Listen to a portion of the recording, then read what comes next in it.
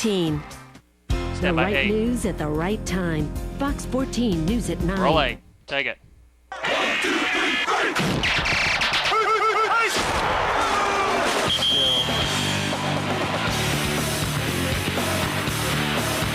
No. Straight out on 1. No open speed at all whatsoever.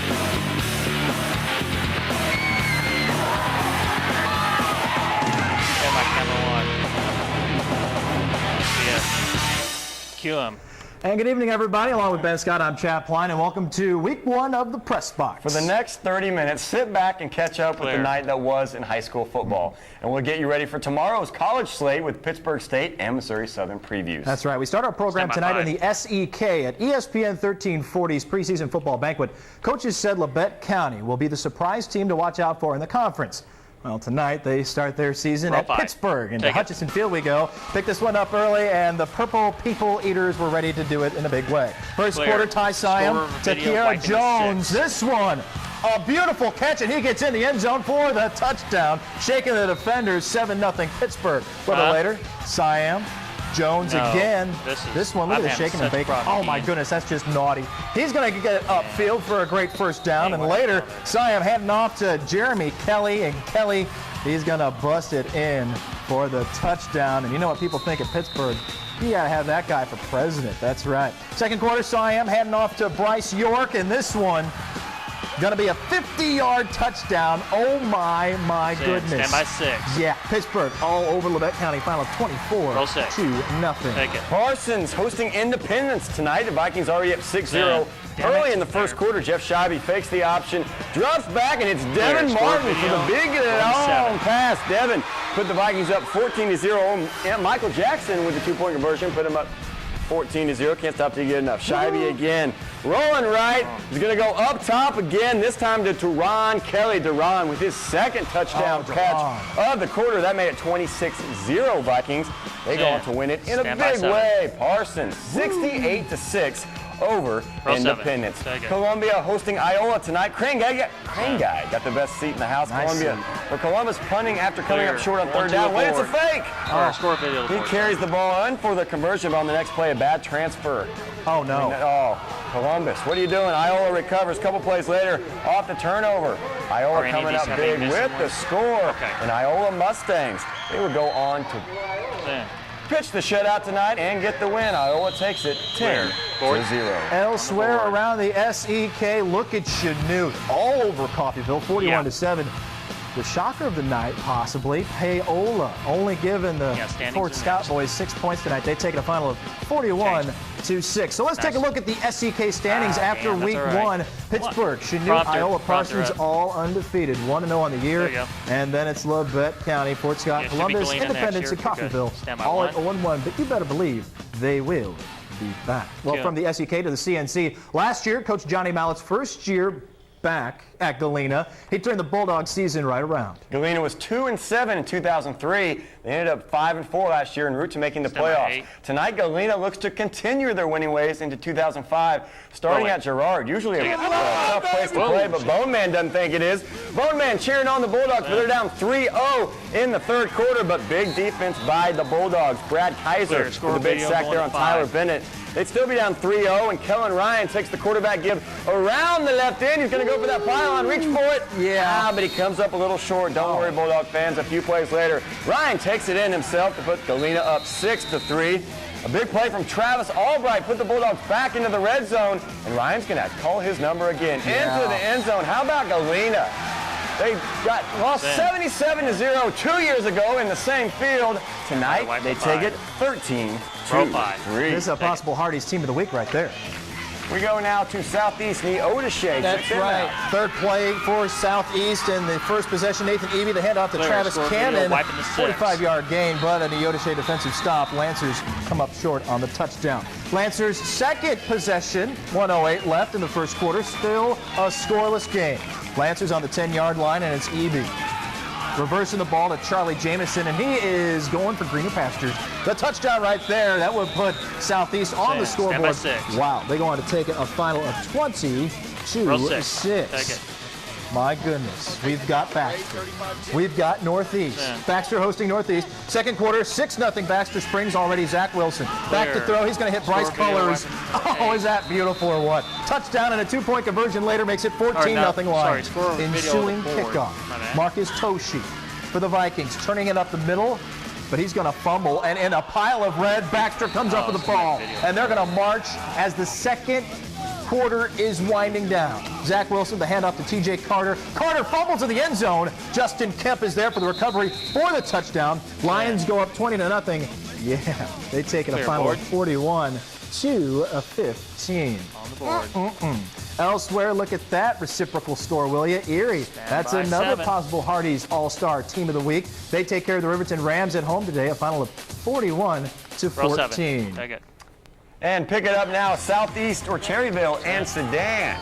This is like last night. Check them out. That's right, and it was just a great time for Colgan right there. Jeff Smith, a nice touchdown to put Colgan up 14-0, but Frontenac comes back. Jake Morris weaseling his way in for the touchdown. That would cut the lead in half, 14-7. Oh, but Colgan holds on to take it a final of 14-0. So with that score, here's a look at the CNC standings. Colgan, Baxter, Erie, Galena, Southeast, all 1-0 on the year. That's kind of what you figured, except for that team right there, number 3, Erie. On the bottom half of the board, you got Northeast, Riverton, you froze your video. and Frontenac. Not too often you see those two teams at the bottom. Cherryvale. We're hosting Sedan tonight. 3:47 left in the second quarter. Sedan already up 30-6. Johnny Horton for Sedan stumbles a little bit, but he's going to make something happen. It's Michael, or he's going to, look at this hit. Michael Frank, let me be Frank. Cherryvale, they had some to cheer about tonight. Next play, though, Sedan decides to keep it on the ground. Johnny Horton over to Willie Wilkinson. Willie breaking off the nice run. 40 yards. That's 50 for you math majors. 50 minus 10, that's 40. Bad night for Cherryvale tonight. They go on to fall to Sedan, 46-6. A couple more scores we want to pass along from the Tri-Valley. We wish we could pass them along, but nobody called them in. If you want your score on the Fox 14 Pressbox, give us a call. That is right. Well, hey, we've got one segment down and still a few more to come on the Pressbox. After the break, we head to the Show Me State. Can Joplin's new head coach Doug Buckmaster claim the victory in his first game at the helm? Stay tuned. Stand by board. Stand by VR. Roll it. Check VR. What happened here? I have no idea. Oh shit. Fuck. Fox VR. Your connection to I don't understand how the game is played. My wife and kids. Coming this fall to Fox 14. Thank you. Stand by one. Thank you. And welcome back, everybody. The Cardinals are replacing 19 of 22 of their starters from that runner-up team they had a year ago. And replacing Braden Drake at quarterback for Webb City is Colin Howard. But thanks to a collarbone injury last week, Howard had to watch his teammates take on Willard from the sideline. Junior Brad Workman takes over center for the Cardinals, and to Willard we go. Second quarter, Webb already up 7-0. Marty Rogers up and over for the score. 3-2 would not be done tonight. Cardinals up 14-0.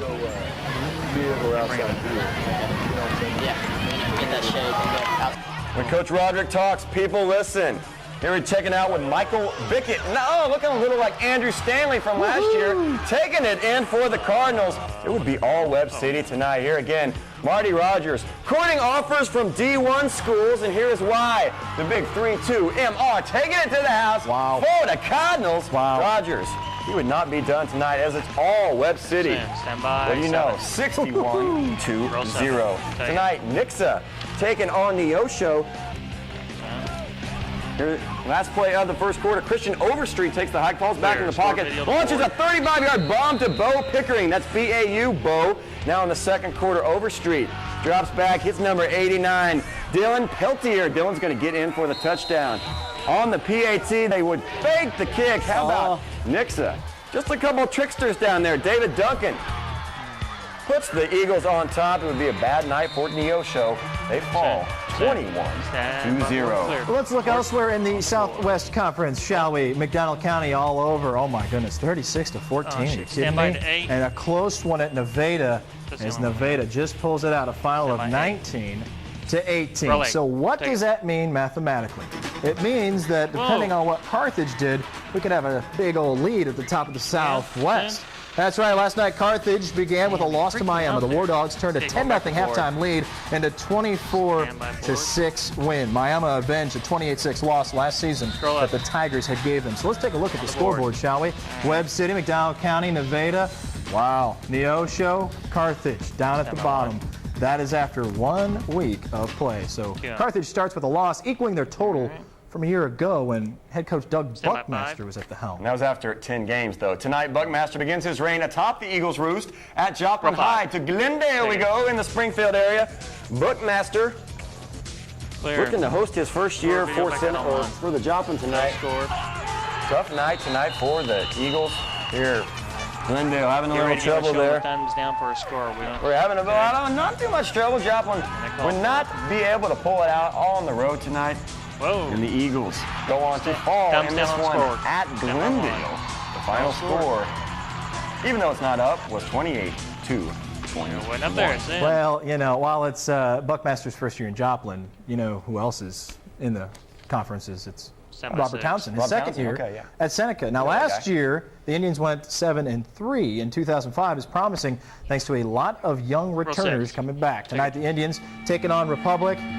I wasn't in the band. Were you in the band? I was not in the band, though I wish I was. Yeah, fake handoff for the Indians, and then they're going to go up top. This one, a beautiful reception that would get the Indians down to within playing distance, and then they're just going to say, let's just bang it in, shall we?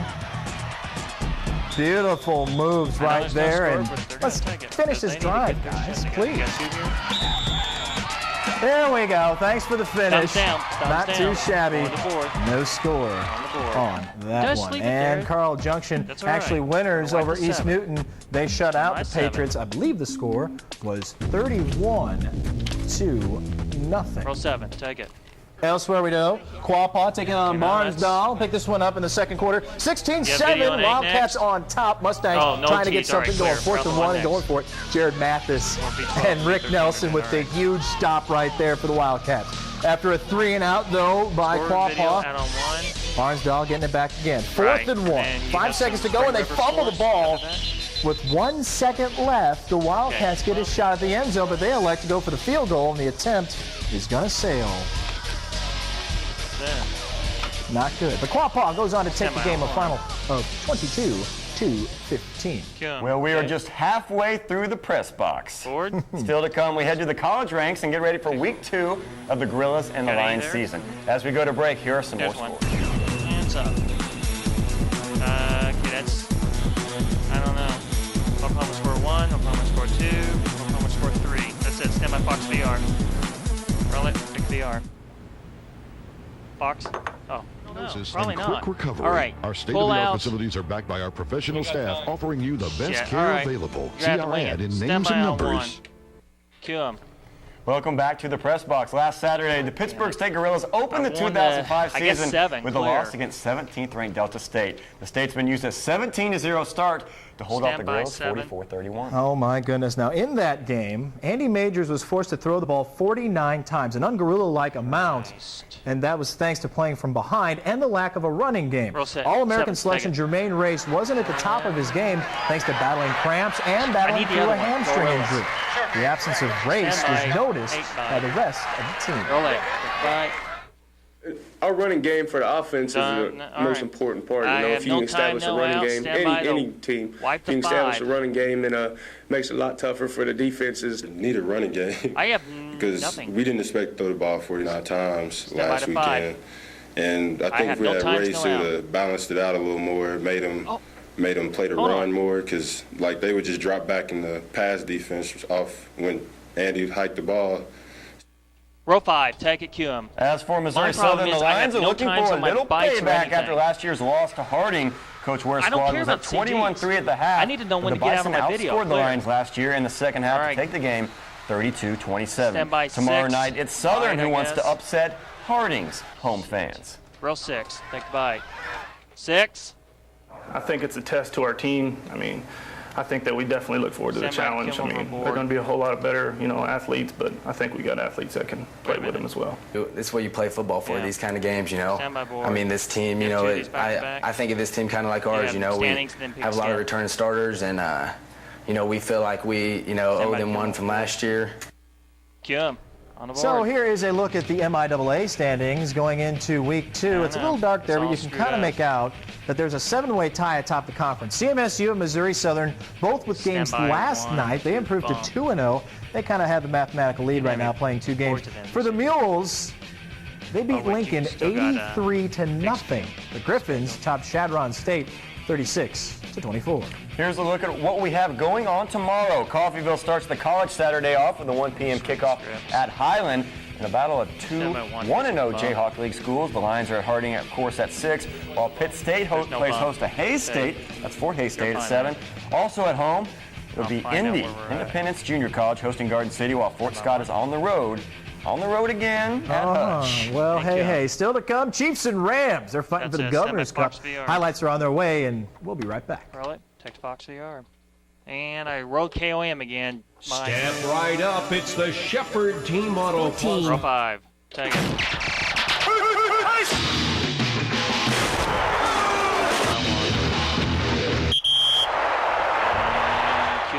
Welcome back to the first edition of the Press Box. Prior to the game with the St. Louis Rams, the Kansas City Chiefs cut wide receiver Freddie Mitchell, the guy that came over from Philadelphia and was supposed to fill in some of those wide receiving duties for the Chiefs. Yeah, I think he was also supposed to do some wrestling because he had that championship belt he carried. And he had a crazy fro, too. That fro was on. You should do that. Yeah, I should have. It kind of looked like this, didn't it? A little bit. Oh, never mind. Sammy Parker, Eddie Kinnison is going to handle a majority of the receiving duties. Tonight, though, they really couldn't get a good exhibition work in because Trent Green was actually... The numb leg in the foot. Outpatient surgery, they say. They had to clean out an artery in his left leg because of numbness. Meanwhile, Rams hosting the Chiefs, pick it up early on. Look at this nice play. Oh, my goodness. That was just a beautiful touchdown. Jonathan Quinn to Jarris McIntyre as the Chiefs go up of 13-10. And they go on to take the game pretty nicely.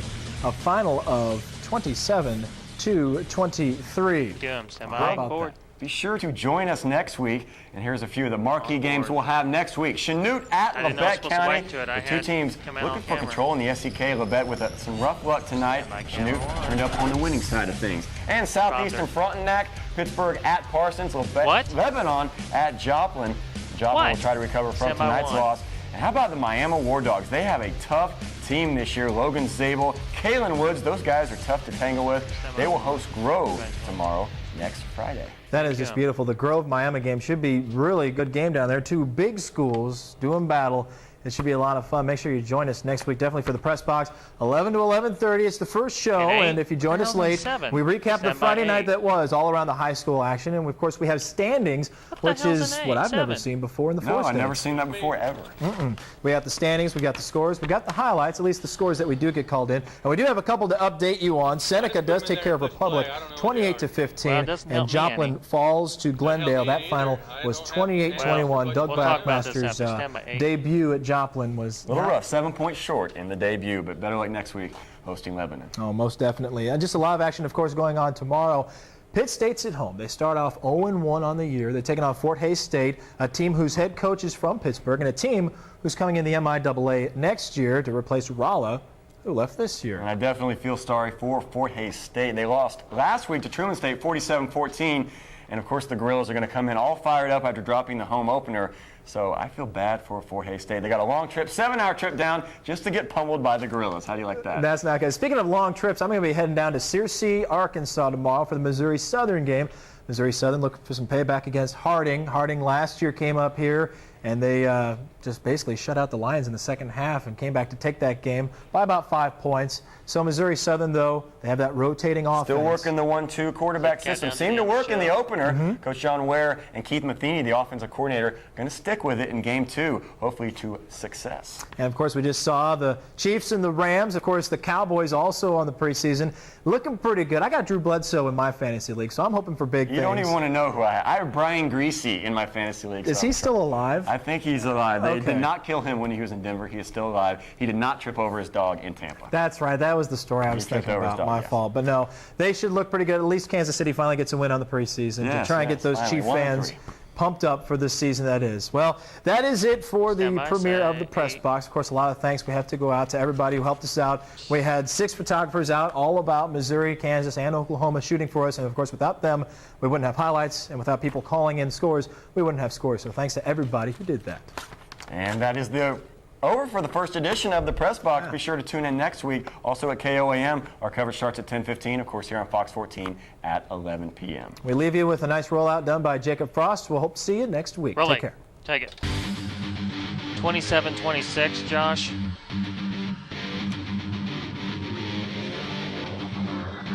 Yeah.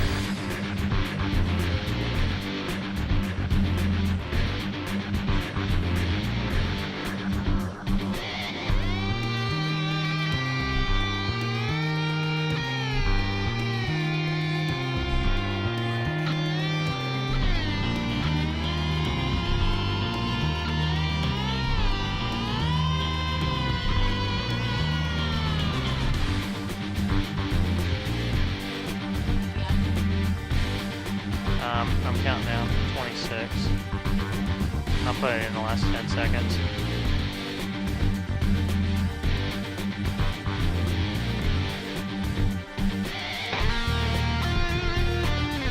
10. Semi-VR. Roll it.